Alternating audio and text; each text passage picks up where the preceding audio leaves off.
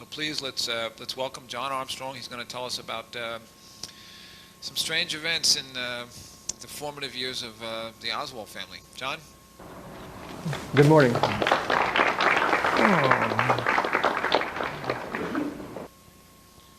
My talk's on Oswald's possessions, so I'll get started. For years, researchers speculated that the FBI played a part in covering up certain areas of the Kennedy assassination.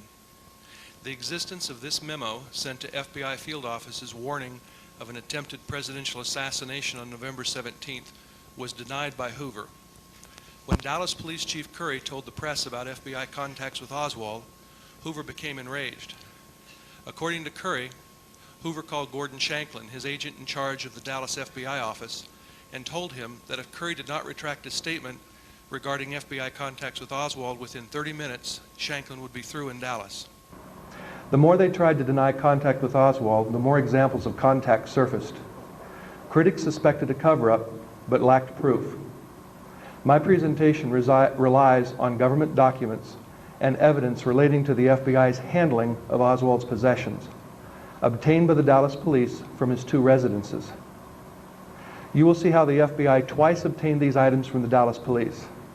You will see how evidence was manufactured, manipulated, and altered while in custody of the FBI. You will see how these possessions, some original and some altered, were given to the Warren Commission and later transferred to the National Archives. By the end of this presentation, you will understand the reasons for the manipulation of this evidence. Shortly after Oswald's arrest on Friday afternoon, Dallas Police Captain Fritz sent detectives to Ruth Payne's house and 1026 North Beckley to conduct searches and look for evidence. They confiscated hundreds of items belonging to Oswald. Within hours, the FBI was insisting those items be sent to Washington, even though the FBI had no jurisdiction. On November 23rd, the FBI received the Manisher Carcano rifle, bullet fragments, cartridge casings, the blanket from the Payne garage, the .38 Smith & Wesson revolver, and Oswald's shirt. Until recently, I was under the impression that this was the only evidence the Dallas police had turned over to the FBI on November 23rd. However, documents show the FBI obtained the bulk of Oswald's possessions the day after the assassination and then took them to Washington. These items were neither inventoried nor photographed before they left Dallas. They were in FBI custody for 2 days and then returned to the Dallas police. Proof of this comes from Dallas Police Chief Jesse Curry and FBI agent James Cadigan's testimony. Now please refer to the first 2 pages of the handouts provided.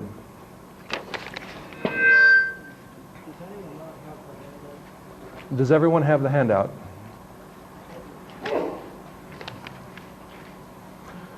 Curry was questioned by Warren Commission member Alan Dulles.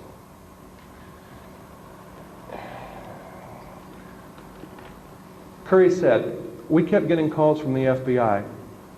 They wanted this evidence up in Washington, but Captain Fritz told me, well, I need the evidence here." Finally, about midnight, Friday night, November 22nd, we agreed to let the FBI have all the evidence. And they said they would have an agent stand by, and when they were finished with it, return it to us.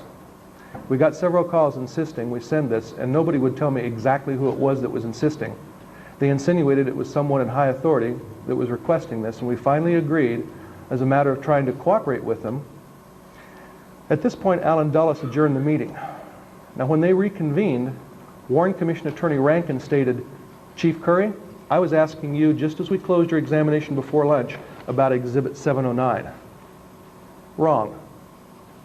When they adjourned for lunch, Curry was telling them about how someone in high authority in Washington kept insisting they wanted the evidence obtained by the Dallas police. There was nothing said about Exhibit 709. The remainder of Jesse Curry's testimony, his statements referring to the FBI's obtaining of evidence the day after the assassination, has been deleted. Now please refer to the 3rd sheet of your handouts.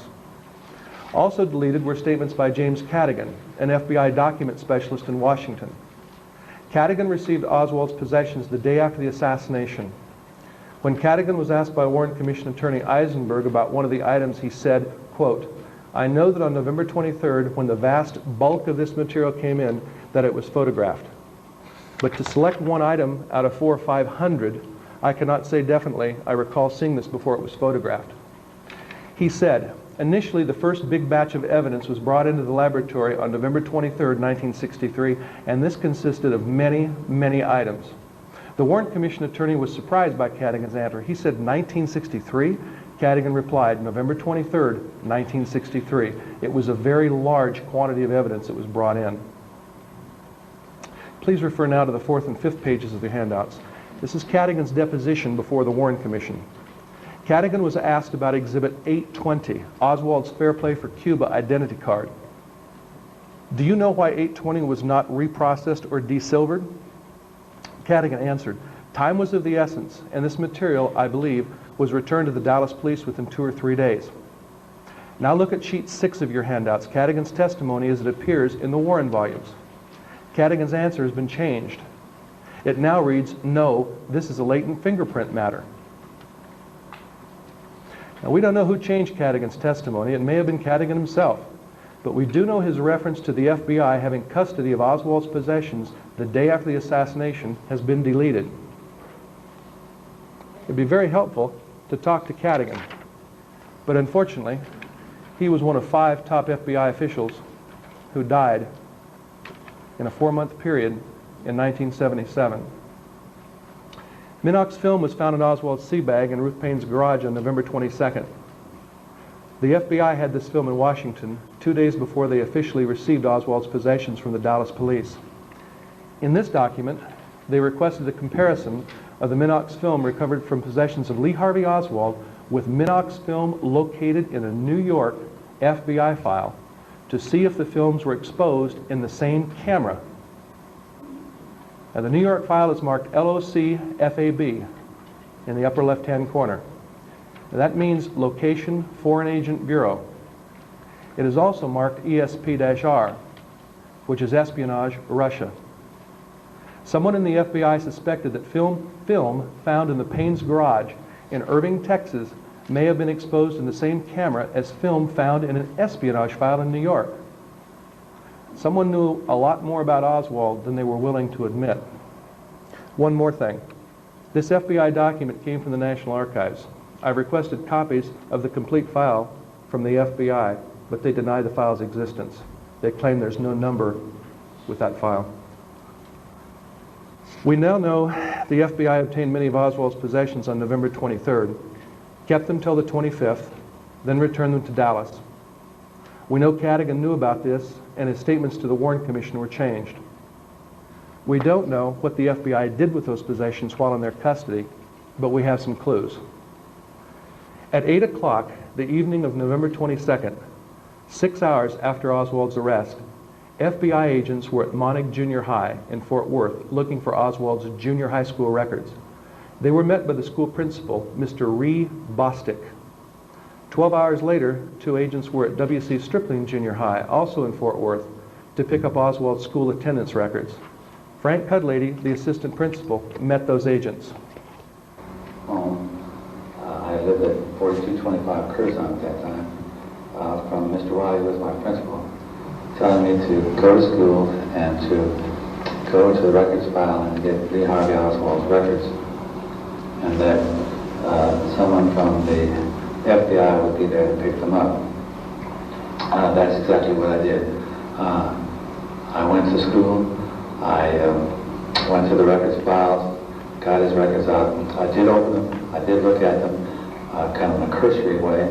And the only thing I can recall is that the records for Stripling were incomplete in that he didn't attend there a full year. I put them back in a brown envelope and left them on my desk and waited 10, 15 minutes or perhaps longer. And 2 gentlemen came in, showed me identification that they were FBI agents. I gave them records, and the best I remember, one of them did open the envelope and kind of look at it. And they thanked me and they left, and I locked the doors and I went home. And that's about all I know about Lee Harvey Oswald. Okay. Want to shut that off, Robert? We're done with that. We're done with that. Okay. 8 o'clock in the morning after the assassination, Why the urgency to pick up junior high school records in Fort Worth? And before I answer that question, I want to show you a 10-year timeline of Oswald's life. From September 1952 through June 1962. During this entire 10-year period, Lee Oswald lived in Fort Worth only 4 months, July through October 1956. The only school he attended in Fort Worth was Arlington Heights High School. Before 1956, he attended junior high in New York and New Orleans. After 1956, he was in the Marines and then left for Russia. Now, 6 hours after Oswald's arrest, the FBI's at Stripling and Monig in Fort Worth attempted to obtain his junior high school records. Why? Because someone at the FBI knew Oswald's background. Someone knew he first entered junior high in New York in September 1952, and he graduated from Beauregard Junior High in New Orleans in 1955. The FBI had obtained his graduation photo from the Beauregard yearbook. But someone in the FBI knew that a Lee Harvey Oswald also attended junior high in Fort Worth. Now, he could not have attended junior high in New Orleans and Fort Worth at the same time, yet there were records of Lee Oswald attending junior high in both cities at the same time. The FBI obtained his 7th, 8th, and 9th grade records in New York and New Orleans. Those junior high records can be found in the Warren volumes. But the Stripling Junior High School records obtained by Mr. Cudlady have disappeared. The Stripling records would prove the existence of 2 Lee Oswalds and raise questions the government was unprepared to deal with. This is the reason the FBI was looking for those records 6 hours after Oswald was arrested. This is the reason the Stripling records had disappeared. On Saturday, November 23rd at 12:30, Captain Fritz showed Oswald an 8x10 photo of himself holding a rifle. Oswald claimed the photo was a forgery. Now, this backyard photo was not officially found by the Dallas police until 3 hours later at Ruth Payne's house. This FBI teletype of December 2nd, 1963, states photograph was found during the search of property of subject Oswald, same being located in a box in the garage of Ruth Payne. And they found a 3x3 snapshot, not an 8x10 enlargement.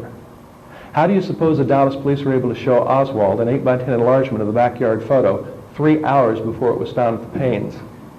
Mr. and Mrs. Hester, owners of the National Photo Labs in Dallas, may have the answer. They made enlargements of the backyard photos the evening of the assassination, the day before Fritz showed Oswald the 8x10 photo. Mr. and Mrs. Hester remember making the enlargements from a transparency furnished by the FBI. Later that Saturday afternoon, the police again searched the Payne residence, this time with a search warrant. They obtained 451 items of evidence belonging to Oswald. Among the items found by Officer Gus Rose was a Minox camera, listed as item number 375. The following statements are from a tape-recorded interview with Gus Rose by a member of the House Select Committee on Assassinations.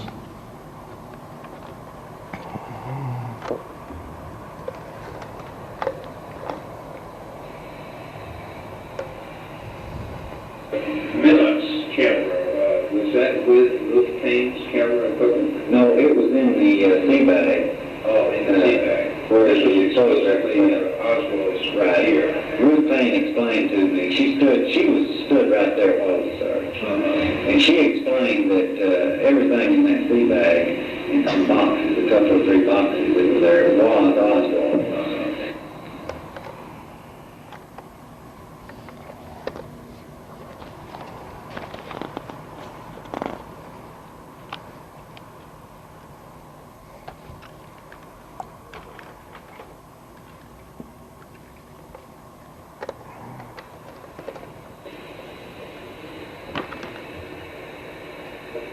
You're quite sure that this Minox camera was a camera? I mean, did you open it up and see film in it? Or? Yes.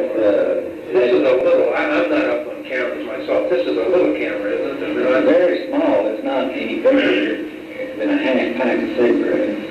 Okay, I think I've seen pictures. And you kind of push it together to make it snap. Right. And in this particular one, it did have a roll of film in it. And there's no question absolutely that it was a Minox miniature camera. And you initialed it? Yes, I did. You remember where or how? Somewhere on the base of the camera, I scratched my initials, and so did Stovall, R.S. Stovall. Okay, very good. Very good. And I assume that that's all part of that was part of the property that was turned over to the FBI. Yes, it was. Now, they later did come back and request that I change that on the invoice to read Benon's light meter, but it definitely wasn't a light meter, it was a camera.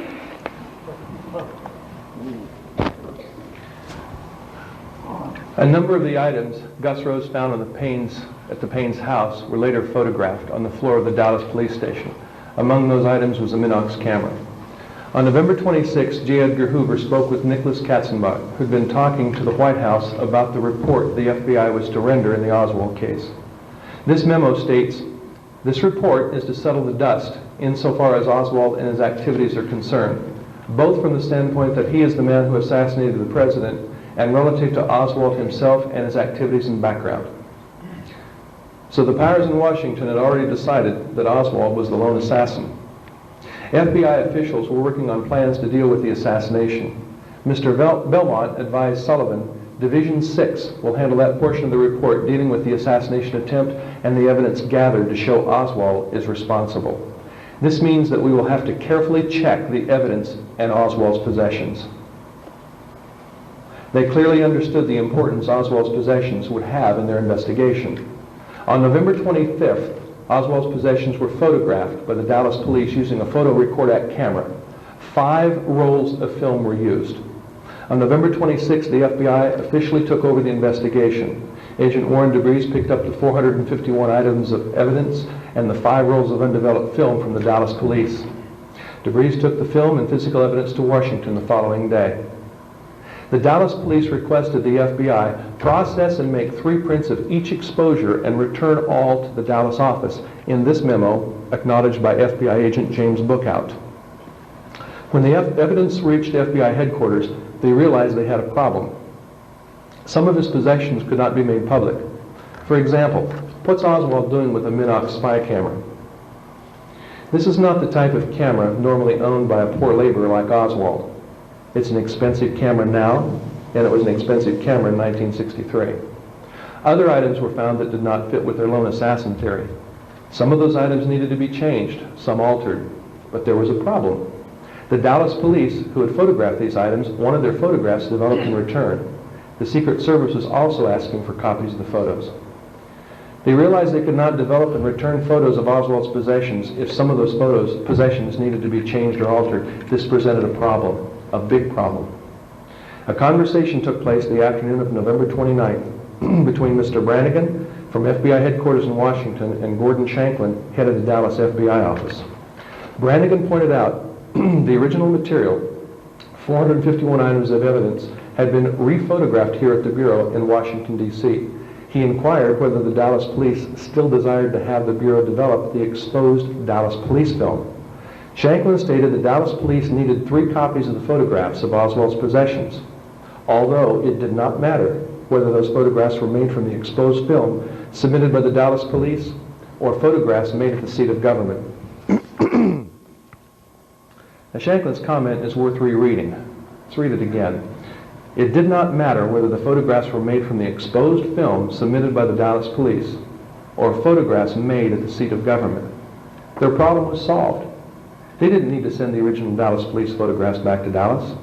Items they did not want the public to see could be replaced with acceptable substitutes. They could rephotograph the substituted items and return the new photographs to the Dallas police. No one would realize what happened. But searching through, altering, and rephotographing Oswald's possessions would take a lot of time, and the Dallas police wanted their photographs as soon as possible. So on December 2nd, the FBI returned some film to Dallas. The Dallas police had photographed 451 items using 5 rolls of film, but the FBI returned only 2 rolls of film that contained photographs of 241 items. 210 photographs were missing. Which items were missing? Well, that's easy.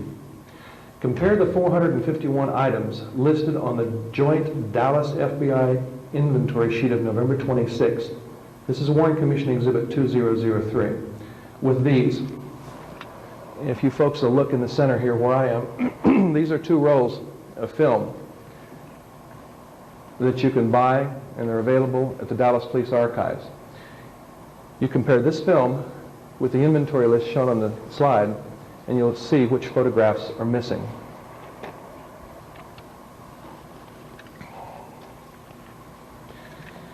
The first roll of film contains photographs of item 1 through 163. 10 photographs are missing. Curiously, at the end of this reel, someone has spliced on 5 feet of clear film. The clear film is a different brand than the rest of the roll. Now, rolls 2 and 3 and 4 that contained photographs of items 164 through 360 disappeared. Missing, 196 photographs.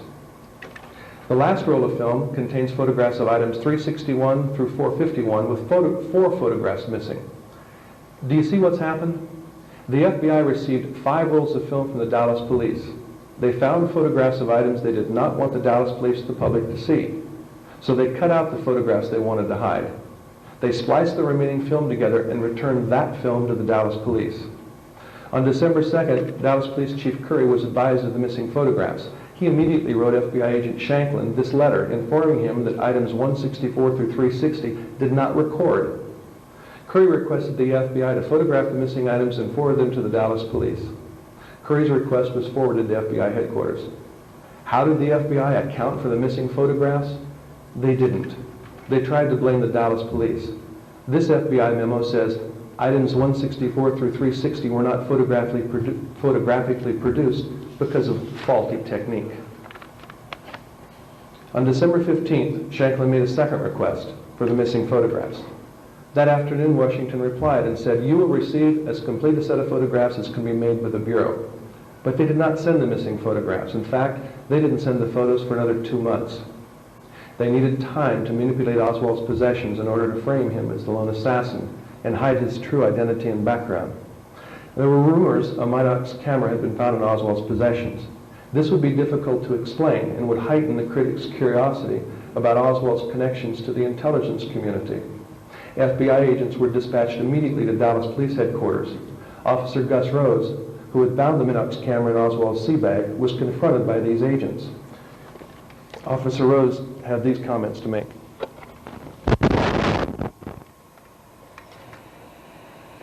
A couple of FBI agents made 3 different trips to our office to talk to me about this camera. They said that after they had received all the property, they found that I had made a mistake, and that really wasn't a camera, it was a Minox light meter. However, as I told them at the time, I was sure I hadn't made a mistake because it definitely was a camera and it definitely did have film in it. However, they wanted me to change that in our property invoice to read Minox light meter and not read Minox camera. We never did change it. Captain Fritz instructed me if I was sure I was right not to make any changes in any reports to stay with what was right. Undaunted, the FBI sent agents to speak with Officer Hill, the Dallas Police property clerk. They asked Hill to change the property inventory form from a Minox camera to a Minox light meter. He complied with their request and then wrote this memo for his files. It states, "The FBI had requested I change the property forms from a Minox camera to a Minox light meter." The Dallas police photographed item 375, which included the Minox camera, on November 25th. Then they gave the undeveloped film to the FBI. When that photograph was returned to the Dallas police a week later, everything but the pedometer had disappeared. Now, how do you suppose that happened? How could you take a photograph of 9 items and have one turn out clear and the other 8 unrecognizable? The photograph had been tampered with, clearly, while in custody of the FBI. They made the Minox camera disappear. They made a new inventory list. The Minox camera was changed to a Minox light meter. The FBI even took a photograph of a light meter and gave it the same identification number as the camera, item 375. Next, they needed to establish ownership of the light meter. From a photograph, Ruth Payne identified the light meter as belonging to her, but she was not shown the original Dallas police photo of items 375, where every item except the pedometer had been faded out. She was shown this photo of items that had been rephotographed by the FBI. All items are clearly recognizable, including the light meter, which was substituted for the Minox camera. But they still had a problem. The police found 4 rolls of Minox film in Oswald's sea bag, listed as inventory item number 377. Now, where you have exposed film, you should have a Minox camera. But the FBI was now claiming they had a light meter, not a camera. They had to come up with a camera. So they found one. On January 31st, 1964, they picked up a Minox camera from Ruth Payne, and they photographed it. This is the camera. The FBI was now ready to tell the public the Minox camera found at the Payne residence belonged to the Paynes. They never did explain what happened to the Minox camera found by Gus Rose in Oswald's sea bag and photographed on the floor of the Dallas Police Department November 23rd. How could they? They found a lot more evidence at the Paynes, enough to provide the motive, means, and opportunity to convict Oswald in the public's mind. Fair play for Cuba literature and the backyard photos provided the motive. He was a communist. The Klein's department store coupon advertising a Mannlicher Carcano rifle and photos of Oswald holding the rifle provided the means with which to kill the president. Ruth Payne provided Oswald the opportunity by obtaining him the job at the book depository. She gave the FBI items allegedly obtained by Oswald in Mexico, but not until 2 months later. Controversy surrounds each of these items, all found at Ruth Payne's house. Does anyone really doubt the Paynes are involved in this? Now let's refer to pages 7 and 8 of your handouts. Another item found at Ruth Payne's was Oswald's W-2 form from the Pfister Dental Lab, item 168, the first photograph missing from the Dallas police film. Palmer McBride had worked with Oswald at the Pfister Dental Laboratory in 57 and 58, Warren Commission Exhibit 1386. In late 57 and 58, there was also a Lee Oswald in Japan, serving as a radar operator in the Marine Corps.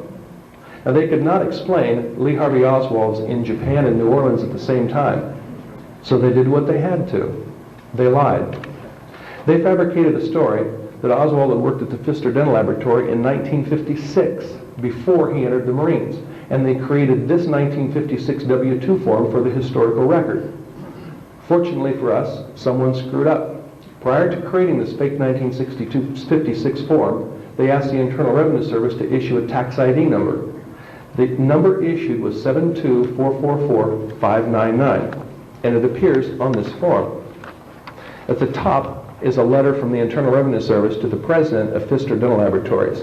The letter states that the employer identification number on this 1956 W-2 form was not issued by the IRS until January 1964. This W-2 form is an obvious fake. But this W-2 form was not the only one created in January 64. There were 2 others. According to the Warren Report, Oswald was also employed by Dolly Shoe and Two Jacks prior to joining the Marines in 1956. Dolly Shoe was founded in January 1955 and discontinued business 2.5 years later, October 1957. At the bottom of this slide is Oswald's 1955 W-2 from the Dolly Shoe. At the top is a letter from the Internal Revenue Service to Maury Goodman, former owner of the Dolly Shoe Company.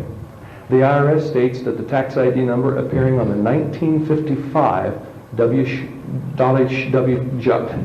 W-2 form was not issued until January 1964. Now, this was 7 years after Dolly Shoe went out of business. The tax ID number appearing on the Two Jack W-2 form for 1955 and 56 was also issued by the IRS in January 64. Now, Oswald did work for these companies, but not at the time indicated on the W-2 forms. These are not the original W-2 forms. All 3 are fakes, all created in January 64 while in custody of the FBI. After these forms were created, they were photographed by the FBI, included among the missing 210 photographs, and returned to Dallas in February 1964. Now, for those interested, photographs of these W-2 forms can be found in the Dallas Police Archives and the National Archives in College Park, Maryland. Why would anyone want to create fake W-2 forms for 3 different companies? Well, the answer is simple: to create a false background for Lee Oswald. In the case of the Pfister Dental Laboratory, to show he worked there in 1956, before he joined the Marines, rather than in 1957 and 58 when he was in Japan. The FBI, through its manipulation of Oswald's possessions, helped cover up their knowledge of 2 Oswalds and his connection to the intelligence community. Hoover knew about two Oswalds as early as June 1960 when Oswald was in Russia. At that time, someone using the name Lee Oswald was in New Orleans, trying to buy jeeps to send to Cuba. Hoover sent this memo to his field offices warning them that an imposter may be using Oswald's birth certificate. By the end of January '64, the FBI was finished with Oswald's possessions. Some items had been altered, some changed, some even disappeared. On January 31st, 1964, Hoover sent this memo to Shanklin in Dallas. The Bureau has rephotographed all of the material in possession of the Bureau and will send a complete set of the photographs to you by separate mail. Along with the photographs, Hoover sent a new inventory list. Hoover explained, the inventory list submitted by your office, November 26, 1963, has been superseded by the list furnished to your office by the FBI laboratory, February 1st, 1964. The list submitted by your office is incomplete and is not completely accurate. The list Hoover is referring to as incomplete and inaccurate is Warren Commission Exhibit 2003, the joint FBI Dallas inventory of Oswald's possessions. Now, the FBI had changed and altered items from this list in order to build a case against the lone assassin and create Oswald's false background. A new inventory list was needed to account for the changes made to Oswald's possessions. February 4th, 1964, Shanklin again requested and finally received the missing photographs, the ones he'd requested in December, 2 months ago. A set of photographs was forwarded to the Dallas police, but the police had no idea the photographs they received were not of Oswald's original possessions. The manipulation of Oswald's possessions barely escaped the attention of the Warren Commission. FBI Section Chief Brannigan noticed that items 232 through 248 from a report by Robert Gemberling were marked deleted. Mr. Belmont asked, why were they deleted? He was concerned that the Warren Commission would believe the FBI was holding something back from them. He writes, the Bureau does not desire that the Commission ask any questions about this, and Dallas should either furnish amended pages and renumber the exhibits so that all exhibits are accounted for, or else we should explain why some of the exhibits are missing. They renumbered the exhibits and explained nothing. More cover-up.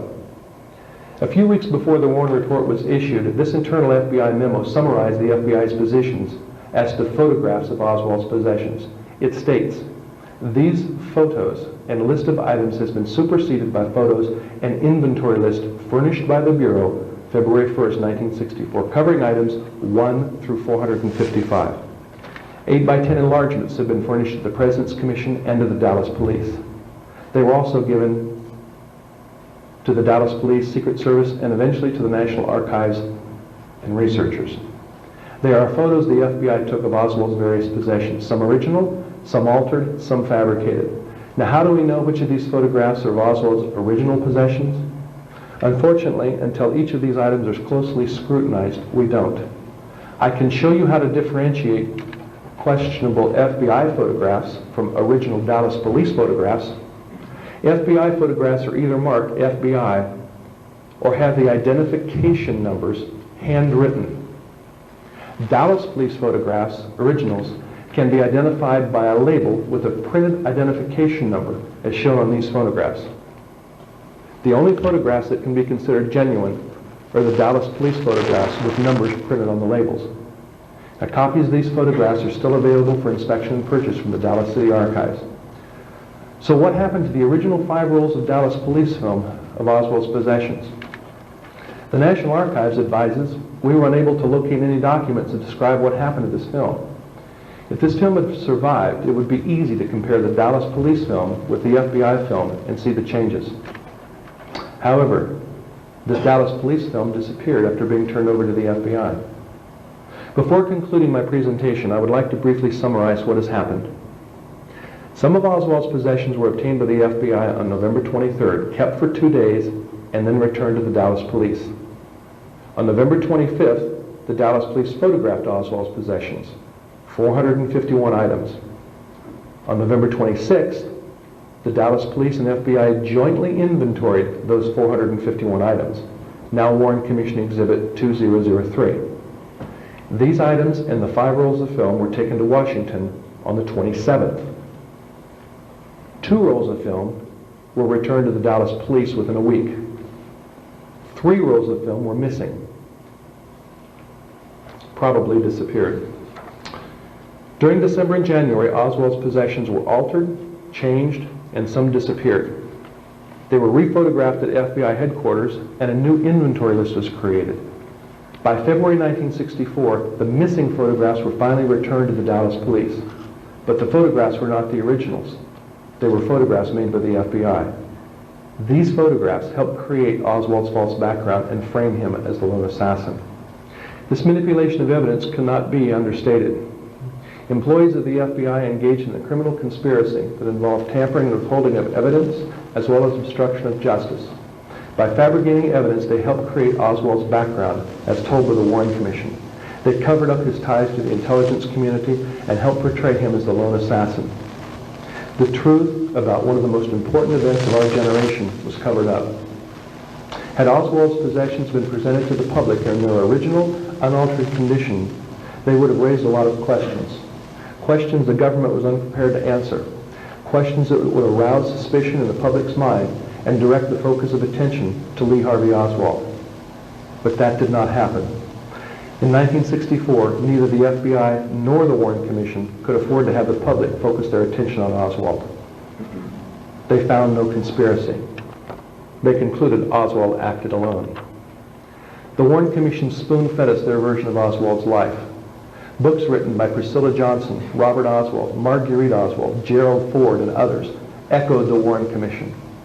These dubious people helped create and promote the now familiar image of Lee Oswald, a lonely young man from a broken home, a misunderstood defector, a promoter of communism, and the lone assassin of the president. So much was written about Oswald by so many people that the stage was set for the critics and researchers to investigate everything but Lee Harvey Oswald. Now, for 30 years it worked. There's never been a comprehensive investigation of the life and background of Lee Oswald. In reality and truth, the investigation should have been focused on Oswald, his family, and his background from the beginning. This was true in 1963. It is just as true today. So what can be done? Well, Lee and Marguerite Oswald's federal income tax returns should be released.